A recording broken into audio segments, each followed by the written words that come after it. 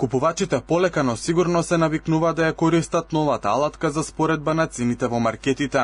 Обврската на интернет да се објавува колку цени секој производ започна да важи од пред 10 дена.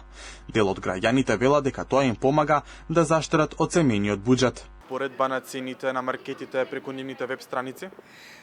Па за сега не сум споредувала, меѓутоа ми се појавуваат на интернет. Не пратам јас на веб страници на тоа сето, али има некои намалување. Искрено да.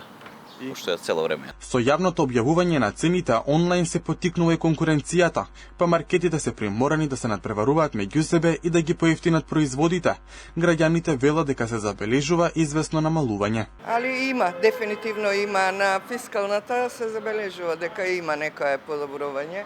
Ефтини се цените и од другите? Да. Да. Значи има намалување на цените. По тоа што беше првичното, нови не сум видела.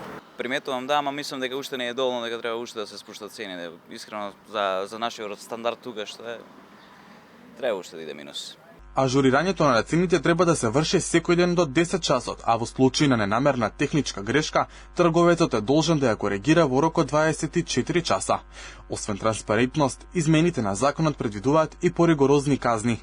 Маркетите што ќе ги прекршат правилата може да добијат и 15-дневна забрана за работа.